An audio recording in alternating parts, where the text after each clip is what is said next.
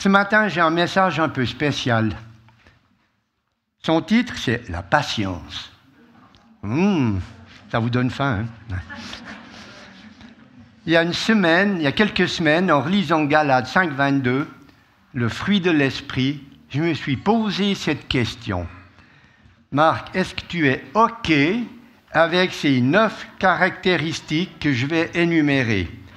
Si vous l'avez, normalement vous devriez savoir ça par cœur, mais on va quand même les lire. C'est l'amour, la joie, la paix, la patience, la bonté, la bienveillance, la foi, la douceur, la maîtrise de soi. Alors, est-ce que j'ai tout ça? Je vais vous rassurer ce matin, non. Mais j'y travaille depuis plus de 50 ans, alors je vais m'occuper ce matin d'un critère à la fois. C'est pourquoi je vais vraiment vous parler de quelque chose que je n'ai pas beaucoup, voire pas du tout, selon les circonstances. Alors, oh là là, c'est pas mon épouse qui dira le contraire, spécialement quand je suis dans les grands magasins ou au volant.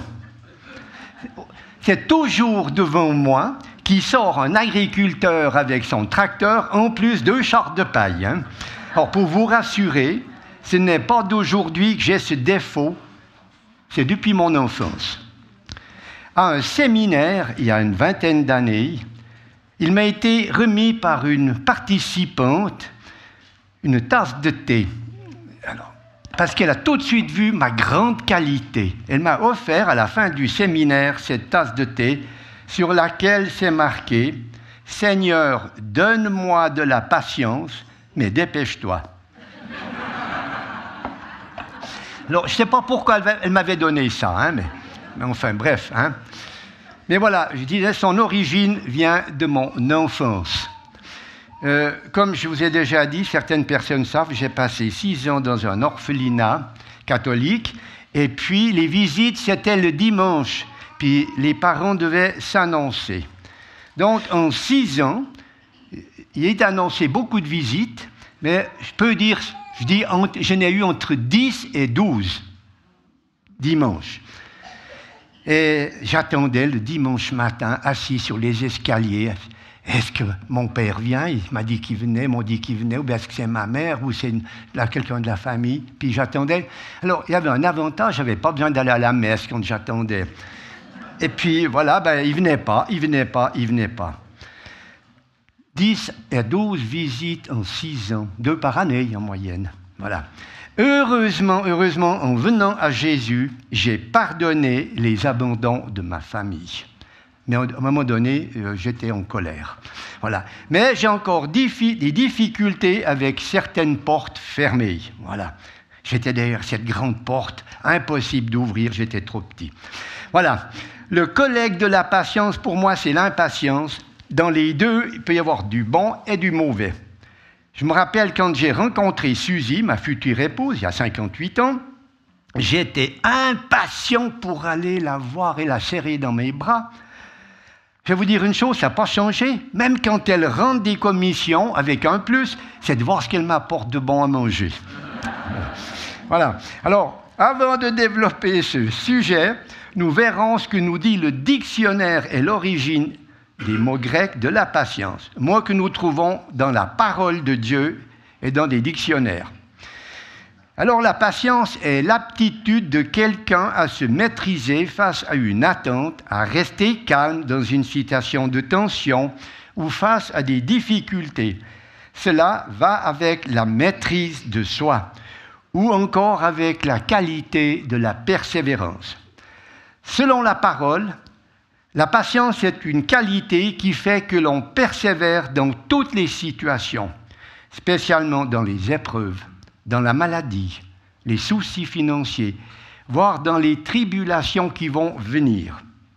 La patience est une grande vertu que de savoir attendre en silence, en prière, le secours de Dieu. C'est pourquoi il nous est dit dans la parole, Ésaïe 30, verset 15, « C'est dans la tranquillité et le repos que sera votre salut. C'est dans le calme et la confiance que sera votre force. » Il n'y a qu'à voir Moïse au bord de la mer Rouge, qui avait tout le peuple qui était excité. D'un côté, il arrivait les troupes égyptiennes. Il y a, qu'est-ce qu'on fait? On veut mourir percé ou bien on veut mourir noyé, hein? Donc, relisez Exode 14, et bien vous verrez que c'est sans l'excitation et l'impatience que Moïse a répondu au peuple. Dans la parole de Dieu, nous trouvons deux mots d'origine grecque pour parler de la patience. Le mot makrothumia. Alors, je vous dis une chose, je ne sais pas le grec, hein, donc je l'ai pris comme ça, hein, qui désigne la longanimité de Dieu ou des hommes. Il est bon de rappeler ce que veut dire longanimité. C'est un mot que nous trouvons souvent dans la parole de Dieu. C'est la patience à supporter les souffrances morales, voire à supporter ce qu'on aurait le pouvoir de réprimer, de punir, de donner des leçons, de dire « moi, je sais ». Alors, faisons preuve de longanimité envers nos frères, nos sœurs, nos amis, nos collègues et même nos ennemis.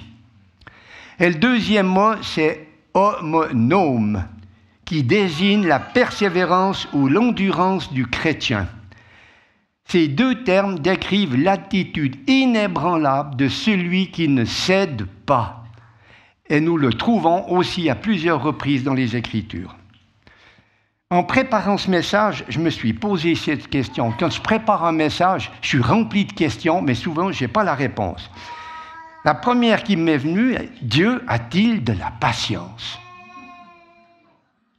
Drôle de question. Oui, Dieu sait attendre. Il est patient, plus que moi, et je dirais que nous. C'est l'un de ses attributs, tout spécialement envers l'homme pécheur.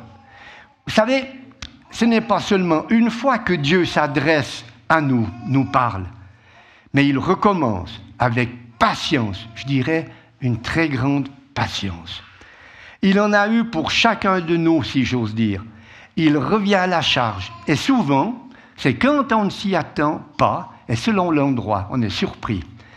Si Dieu nous rejetait après le premier appel, je pense que nous ne serions pas nombreux ici ce matin. Nous serons nombreux dans la salle d'attente, oui, de la perdition, des hommes perdus à patienter. Mais la voix de Dieu ne se tait pas. Il ne se lasse pas chaque jour de nous appeler à lui. Dieu donne du temps aux pécheurs pour qu'ils se repentent. Il nous laisse le choix. Comme il a laissé du temps à Jézabel, mais elle n'a pas voulu. C'était son choix. Voyons maintenant la patience de l'homme et les promesses de Dieu. Les promesses de Dieu sont pour ceux qui font preuve de patience et de persévérance. Un exemple, c'est parce qu'Abraham a patiemment attendu ce que l'Éternel lui avait promis. Et ceci, écoutez bien, malgré un écart avec Agar. Écart avec l'aide de sa femme, bon, c'est pas de sa faute, mais c'est qui lui a mis sa servante dans ses bras. À la limite, on peut comprendre Abraham humainement. Jeune servante, en plus si elle était jolie, etc.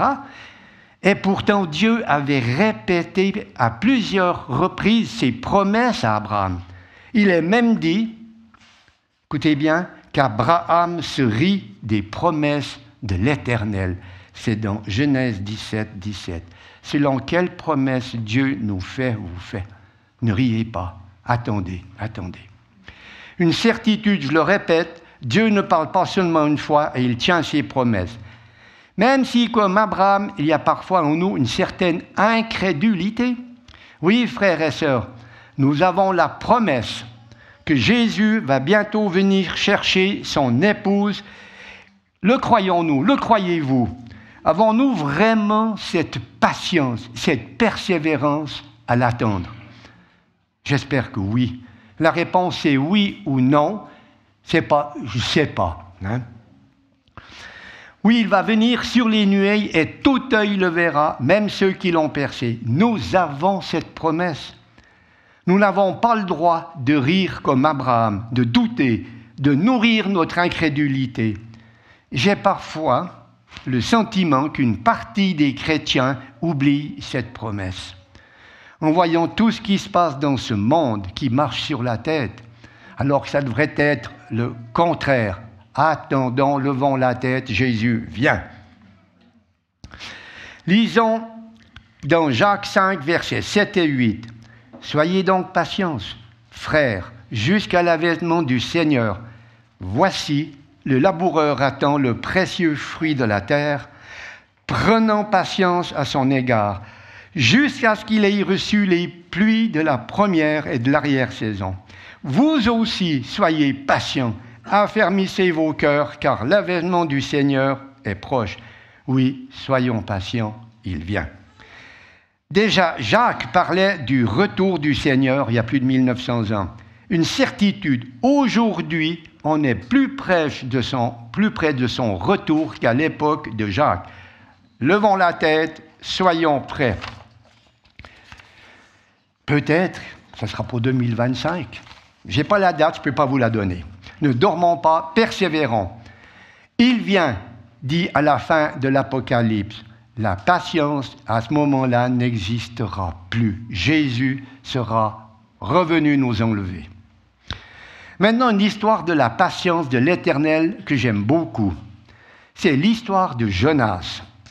Même que j'ai entendu, il y a quelques années, une responsable de la louange qui m'avait dit « Ah, mais tu sais, Marc, ça c'est une fable. C'est juste pour raconter aux enfants.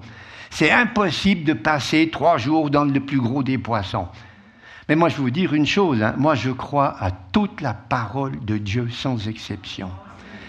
Même si je ne comprends pas encore tout, je ne trie pas et j'espère que vous aussi, on n'enlève rien et on rajoute rien.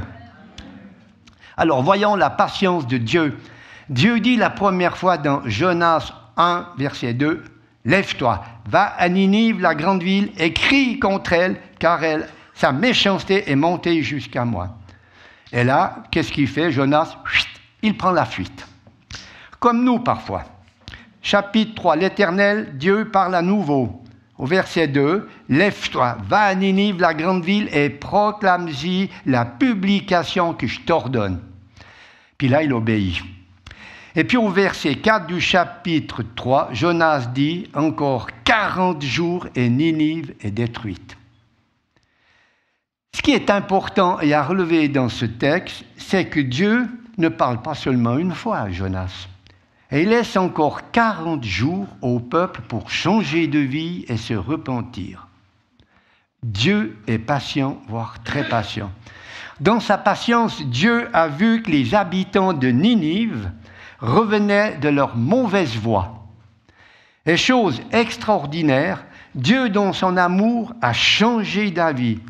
Écoutez Jonas 3, verset 10. C'est important ce passage. Dieu se repentit du mal qu'il avait résolu de faire et ne le fit pas. Je crois qu'il faut que je le relise. Dieu se repentit du mal qu'il avait résolu de faire et ne le fit pas. Je me suis dit, si Dieu s'est repenti, déjà dans d'autres passages, à plusieurs reprises, pourquoi nous ne sommes pas toujours disposés à le faire? Je pense que ça peut arriver. Il y a plusieurs raisons. Manque d'amour, d'humilité et notre orgueil. Il y a d'autres situations. Autre histoire, je pense à Noé, déjà parlé dernièrement. L'arche ne s'est pas faite en un jour, mais pendant plus de 100 ans. Pourquoi si longtemps? Dieu, dans sa patience, voulait laisser du temps pour que les hommes se repentent. Mais ils ont été sourds à l'appel de Dieu. De nos jours, une grande majorité est toujours aussi sourde, même avec un fion. Vous connaissez tous un fion. Si vous avez des problèmes d'oreille, c'est l'entreprise qui fait la plus grande pub. Écoutez, est-ce que cela a changé de nos jours? Non. Dieu est toujours le même, hier, aujourd'hui, éternellement. On va lire dans 2 Pierre 3, versets 8 et 9. Mais avant, excusez-moi. Voilà. Oh, merci. Mais une chose bien aimée que vous ne devez pas ignorer, c'est que devant le Seigneur, un jour est comme 1000 ans. Et 1000 ans comme un jour. Le Seigneur ne tarde pas dans l'accomplissement de la promesse, comme quelques-uns le croient, mais il use de patience envers nous. Il use de patience envers nous. Ne voulant pas qu'aucun périsse, mais voulant que tous arrivent à la repentance. Quand il dit tous, c'est sans exception, c'est tous. Oui, Dieu veut que tous arrivent à la repentance. Il use de patience envers tous les habitants de la terre. Et ça veut dire quoi, user? Il use de patience. Alors voilà des synonymes d'user. Utiliser, consommer, se servir de, avoir recours à, etc., etc. Dieu use de tous les moyens pour appeler l'homme à la repentance. Même ceux des grandes villes où la débauche, le trafic, la corruption sont ouvertement affichés. Aussi à Tel Aviv, qui est devenue la capitale mondiale de la débauche. Dans le monde, le péché est à son comble. Ce sont des Ninives en puissance. Encore une fois, nous voyons la manifestation de l'amour, de la miséricorde, de la compassion et de la patience de notre grand Dieu devant toutes ces montagnes de péché. Oui, Dieu est patient et donne encore du temps à ces Ninives pour se repentir, même si les hommes, aujourd'hui, ne savent plus distinguer la gauche de la droite. Voilà, nous avons effleuré les dimensions de la patience de Dieu. Mais pour nous, frères et sœurs, comment est notre patience? Il y a plusieurs façons de la manifester entre nous. Par exemple, renoncer à la vengeance, soit à une critique, une blessure, ou d'user de représailles, car il arrive que « Ah, tu m'as fait ça, ça et ça, ah ben je ne vais pas te louper la prochaine fois ». Car quelqu'un vous a fait du tort. Dans 1 Corinthiens 13, verset 4, il est dit « L'amour est patient ». L'amour est patient. Alors, si j'enlève la patience pour mon frère, pour ma sœur, mes amis, dans les couples, l'amour est amputé d'une partie essentielle. L'amour sans patience, ce n'est pas l'amour complet. Dieu a eu de la patience pour chacun de nous, car il est amour. Écoutez, je ne sais pas si vous avez déjà entendu parler du triangle infernal de Cartman. Il explique quelque chose. C'est un triangle où vous passez de l'état de sauveur à victime pour devenir persécuteur. Un exemple pour bien comprendre. Vous aidez un frère, une sœur à régler un problème, ça marche. Vous êtes considéré comme son sauveur pour ce problème. Quelque temps après, elle vous fait un coup tordu.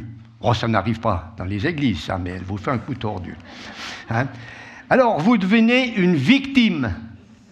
Ah, après tout ce que j'ai fait pour elle, c'est dégoûtant, quelle ingratitude, ça ne se passera pas comme ça, je vais me venger. Et boum, et voilà, on devient persécuteur. Eh bien, je crois que, où est l'amour avec sa patience? À y réfléchir dans certaines situations. Maintenant, une histoire. Il y a un homme de l'Ancien Testament qui avait de la patience. Vous devez savoir de qui je vais parler. Il est dit, il était le plus patient de la terre. Dans Nombre 12, verset 3. Or, Moïse était un homme fort patient. Non seulement, mais fort patient. Plus qu'aucun homme sur la face de la terre. Et pourtant, il avait fort à faire avec ce peuple qui était toujours à réclamer, insatisfait, qui voulait retourner manger des concombres en Égypte et fabriquer des briques. Hein. Mais voilà, Moïse, patience, patience. Et puis nous, devons-nous être patients, voire fort patients, avec sa femme, avec son mari? Je peux vous dire que ma femme a une grande patience. Alors, un membre de l'Église, un collègue de travail, avec une seule personne? Non, avec toutes, sans exception. 1 Thessaloniciens 5, 14, consolez ceux qui sont abattus, supportez les faibles, usez de patience envers tous. Oui, nous devons avoir le même comportement que Paul quand il dit dans 1 Timothée 1 au verset 16, « J'ai obtenu miséricorde afin que Jésus-Christ fasse voir en moi le premier de toute sa longanimité, pour que je serve d'exemple à ceux qui croient en lui pour la vie éternelle. Quand j'ai lu ce passage, je me suis dit, je ne sais pas si je vais le dire, mais bon, joker. Voilà. Alors là, nous avons encore du boulot pour moi, que la patience soit visible, ce qui devrait être l'attitude d'un chrétien authentique. Cela ne concerne pas seulement les jeunes. Paul s'adresse aussi aux vieillards. Moi, j'ai de la chance, je suis entre deux. Je ne suis pas encore vieux. Tite 2, verset 2, dit que les vieillards doivent être sobres, honnêtes, saints dans la foi, dans l'amour, dans la patience. Alors voilà, bon, honnêtement, je n'ai pas tout, mais soyez patients, cela va venir. Pas tout à la fois, il ne faut pas exagérer. Voilà, assez parlé de nous, de moi, venons au modèle de la patience. C'est notre Seigneur et Sauveur, Jésus-Christ. Voyons la patience de Jésus, la longue et grande patience, quelles que soient les situations, les circonstances. On peut dire, qui sur la terre a eu autant de patience que Jésus devant les sarcasmes, les moqueries, les injures, les crachats, les coups de fouet, et j'en passe. Personne, personne, personne. Nous allons voir quelques situations de la patience de Jésus, le modèle de l'exemple parfait. Tout au début, patience avant de commencer son ministère. Nous voyons Jésus à 12 ans dans le temple enseigner et partager la parole. Après, il a patienté environ 18 ans que Dieu, son Père, si j'ose dire, lui donne le feu vert et Jésus se fait baptiser. Il est dit, celui-ci est mon fils bien-aimé en qui j'ai mis mon plaisir. Il y en a qui marqué toute mon affection. Je fais juste une petite parenthèse là. Trop souvent, et ça je l'ai vécu, dans certains milieux, les étapes sont brûlées, manque de fondement. Et l'envoyé se plante, car trop vite éloigné de Jérusalem, comme il était dit aux disciples. Si le Saint-Esprit n'était pas descendu sur Jésus le jour de son baptême, je ne pense pas que juste après et 40 jours de jeûne dans le désert, il aurait résisté à Satan. Jésus avait attendu avec patience le temps que Dieu son Père le fixe, ce moment-là. C'est Dieu qui a décidé. Alors pour nous, attendons le temps de Dieu et ne brûlons pas les ailes, je dirais, des nouveaux convertis. Alors c'est vrai, moi, quand on est nouveau converti, j'ai imagé, je donne une image, c'est comme un Vésuve. On allume, c'est chut, ça ne dure pas longtemps. Tandis qu'on préfère que le feu brûle, un feu qui dure toute sa vie, qu'on soit bouillant, nous ne tombons pas dans la tiédeur. Jésus, patience devant l'incrédulité de ses disciples. Race, dans Matthieu 17, 17, Jésus dit, race incrédule et perverse. Répondit Jésus, jusqu'à quand serai-je avec vous? Jusqu'à quand vous supporterai-je? Amenez-le-moi ici, et l'enfant fut guéri. Il va en avoir de la patience pour supporter ses disciples. Tous les jours pendant environ 3 ans, excusez-moi, mais vivre pendant 3 ans avec 12 hommes qui ont chacun leur caractère, aussi bien le bon que le mauvais.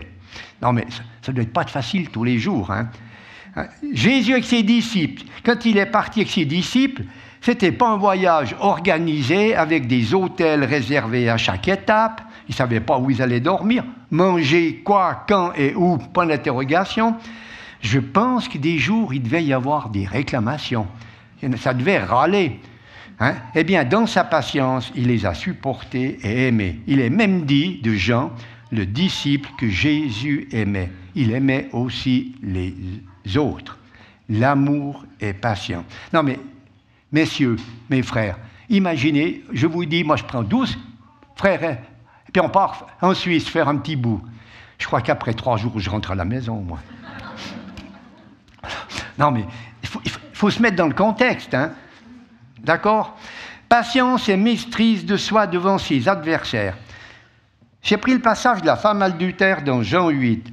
Selon la loi, les scribes et les pharisiens voulaient le lapider. Jésus dit que celui qui est sans péché jette la première pierre.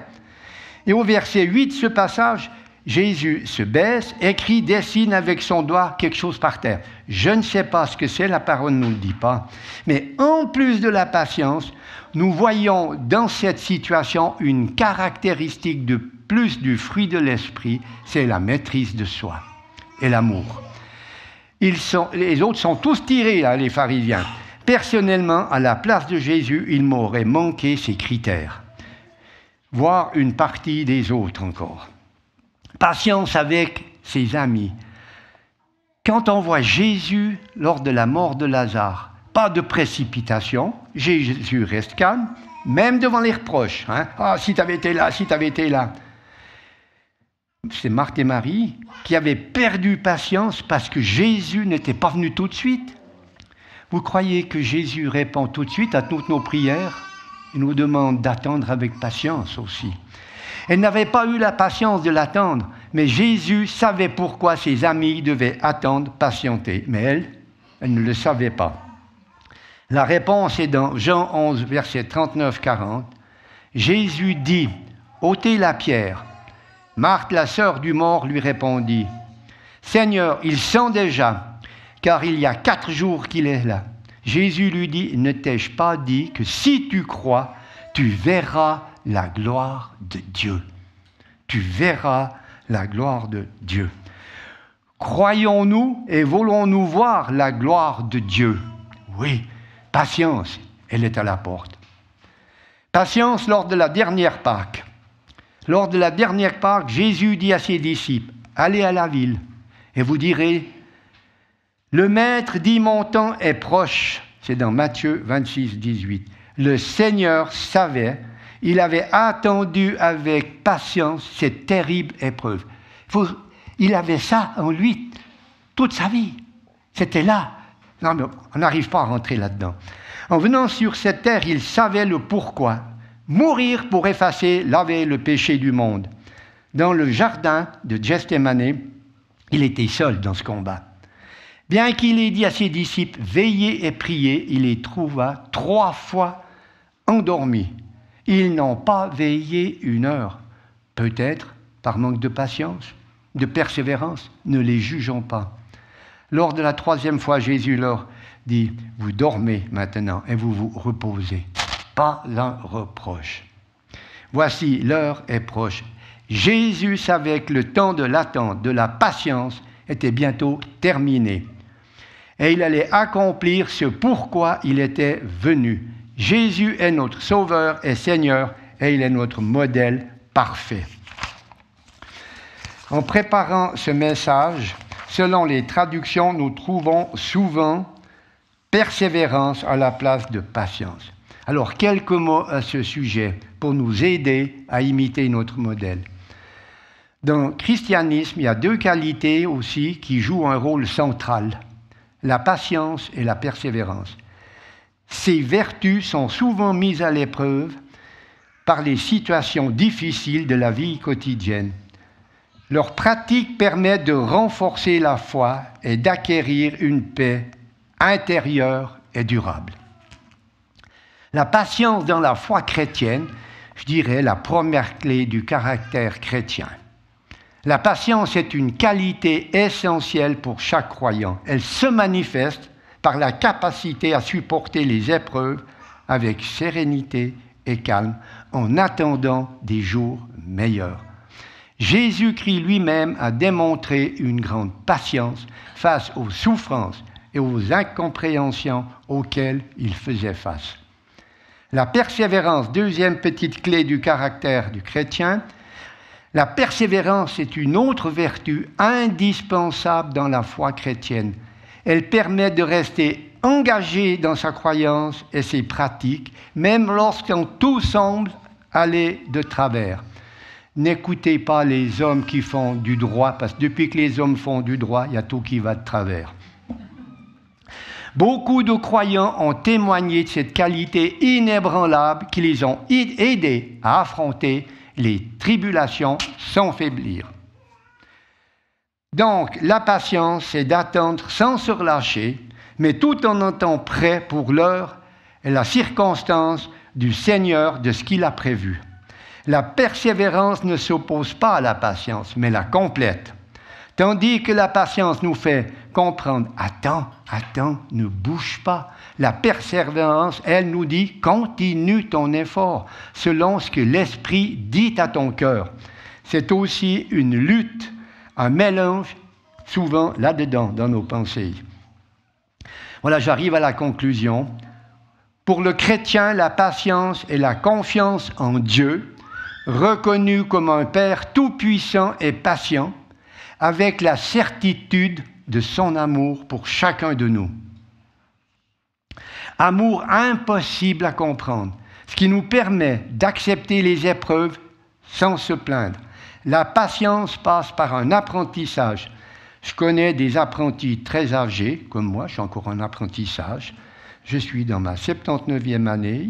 Donc, vous voyez qu'il y a encore du boulot, c'est bien. Hein? Vous voyez, Job, la patience, hein, il ne l'a pas eu au début, il ne l'a pas eu le premier jour. Dans Jacques 5, verset 11, il est dit, « Voici, nous disons, bienheureux ceux qui ont souffert patiemment. » Vous avez entendu parler de la patience de Job, et vous avez vu à la fin que le Seigneur lui accorda, car le Seigneur est plein de miséricorde et de compassion. Alors, quoi que nous vivions, frères et sœurs, ayons cette patience, la patience comme Job, hein, car la gloire de Dieu est en vue, et nous serons avec le Seigneur, il nous l'a promis.